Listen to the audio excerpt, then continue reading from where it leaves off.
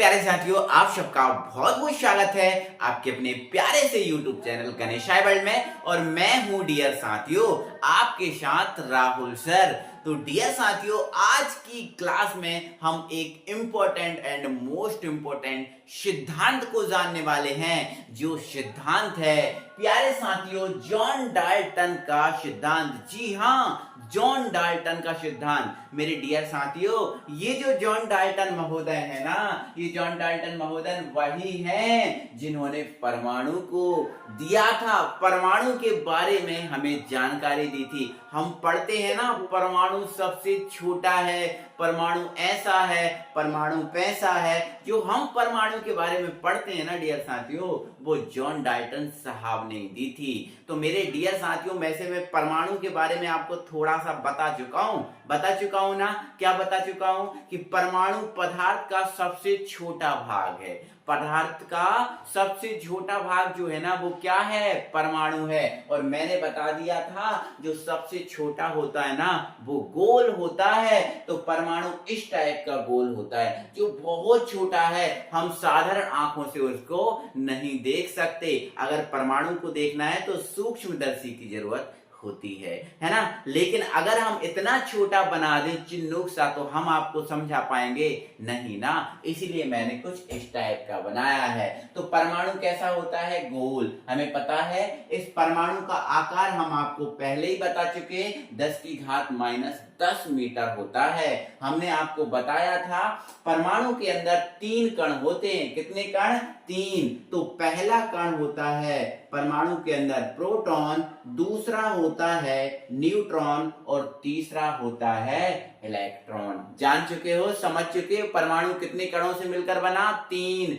Proton, neutron, electron. ठीक है। लेकिन मेरे डियर साथियों, आपको पता है परमाणु के केंद्र में क्या होता है? एक नाभिक होता है। क्या होता है? नाभिक। और इस नाभिक का आकार तो परमाणु से फिर छोटा हुआ ना। बिल्कुल, नाभिक का आकार परमाणु से छोटा होता है और इसका आकार होता है 10⁻⁻15 मीटर। 10⁻⁻15 मीटर। तो नाभिक कहाँ होता है? परमाणु के केंद्र में, जिसमें 2 कण होते हैं। एक होता है प्रोटॉन और एक होता है न्यूट्रॉन। तो ध्यान रखना, प्रोटॉन पर प्लस है, न्यूट्रॉन पर माइनस आवेश होता है। ये आपको जान के रखा है ना। इसके बाद परमाणु का जो नाभिक है, इसके चारों ओर कितनी कक्षाएं होती हैं? तो इनके चारों ओर 7 कक्षाएं होती हैं। कितनी कक्षाएं? 7। और इन कक्षाओं में कौन घूमता है? इलेक्ट्रॉन घूमता है। कौन घूमता है? इलेक्ट्रॉन। तो आपको मैं पहले भी बता चुका हूं कि पहली कक्षा में कितने इलेक्ट्रॉन घूमेंगे? 2।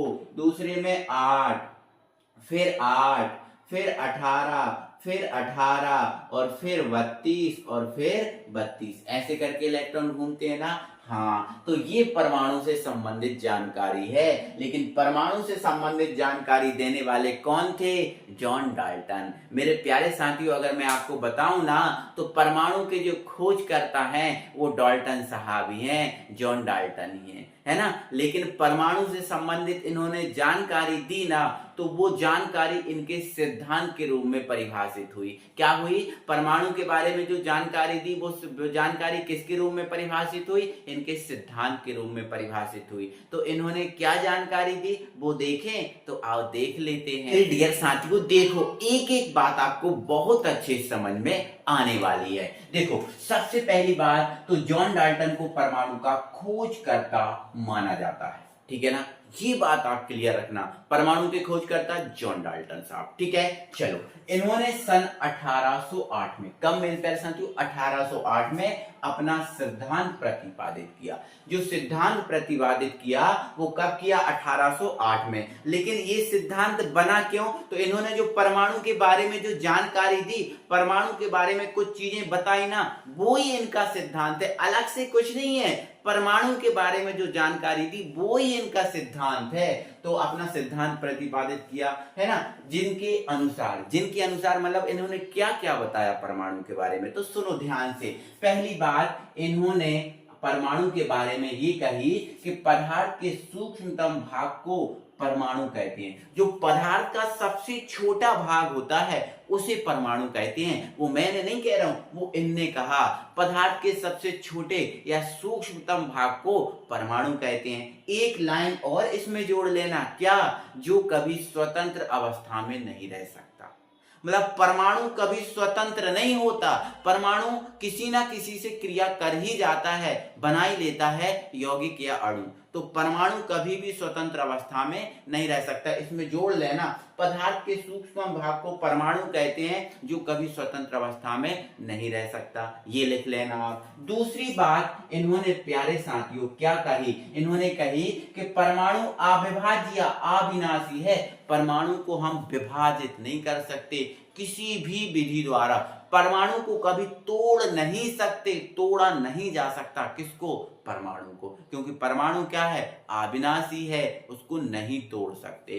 तीसरी बात प्यारे साथियों इन्होंने कही, एक तत्व के सभी परमाणु आपस में समान होते हैं। एक तत्व, जैसे मान के चलो मेरे पास ये सोडियम है, मान के चलो मेरे पास क्या है? सोडियम।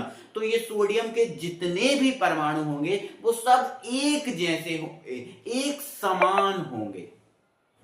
लेकिन दूसरे तत्व के परमाणु, जैसे दूसरा तत्व उठा लिया मैंने कैल्शियम, तो इसके जितने परमाणु वो एक जैसे होंगे, इसके जितने भी परमाणु होंगे वो एक जैसे होंगे, लेकिन इन दोनों के परमाणु एक जैसे नहीं होंगे। दोनों के परमाणुओं में तो अंतर होगा। दोनों के परमाणुओं में तो क्या होगा? अंतर होगा। तो एक तत्व के परमाणु एक जैसे होंगे लेकिन दूसरे तत्व के परमाणु से भिन्न, कुछ ना कुछ भिन्नता होगी। या इलेक्ट्रॉन में हो जाए, प्रोटॉन में हो जाए, किसी में भिन्नता हो, कुछ ना कुछ भिन्नता तो होगी। तो भिन्नता ऐसा नहीं कि वो बड़ा होगा ये छोटा, नहीं, वो तो होगा। लेकिन इलेक्ट्रॉन में आपको पता है परमाणु में इलेक्ट्रॉन, प्रोटॉन, न्यूट्रॉन होते हैं, तो इनमें भिन्नता होगी, ये वाली बात है। ठीक है, तो एक तत्व के सभी परमाणु आपस में समान होंगे किंतु दूसरे तत्व के परमाणु से भिन्न होते हैं। बात क्लियर है? अगली बात इन्होंने क्या कही? तो अगली बात इन्होंने कही, एक तत्व के सभी परमाणु आकार, द्रव्यमान व रासायनिक गुणों में समान होते हैं। एक तत्व के जितने भी परमाणु हैं वो आकार में, द्रव्यमान में और रासायनिक गुण में समान होंगे, कोई प्रॉब्लम नहीं होगी, एक जैसे होंगे। आगे उन्होंने बोला कि भैया जब परमाणु आपस में मिलकर अणु का निर्माण करते हैं, जब परमाणु मिलेंगे ना, तो कोई दो परमाणु मिल जाएंगे या दो से अधिक परमाणु मिल जाएंगे तो अणु का निर्माण हो जाएगा। तो हम पहले ही सीख चुके हैं कि परमाणु अणु का निर्माण करते हैं और अणु फिर पदार्थ का निर्माण करता है। तो पदार्थ का सबसे सूक्ष्म भाग क्या है? परमाणु है। तो ये बात हो गई है ना। तो यही बातें हमारे लिए इंपॉर्टेंट है। और फिर जितनी भी बातें और आएंगी ना तो फिर वो घुमा फिरा के इनसे मिलती जुलती ही आएंगी। तो मेन बातें इनकी यही हैं, फिर मिला जुला के घूमती हुई यही आएंगी बातें, है ना। तो कैसा लगा? बस यही है सिद्धांत, है ना। तो कैसा लगा वीडियो? क्या सभी बातें आपको बहुत अच्छे से क्लियर हो गई हैं या नहीं हुई हैं? तो एक बार कमेंट बॉक्स में कमेंट करके जरूर बताना कि ये वीडियो आपको कैसा लगा।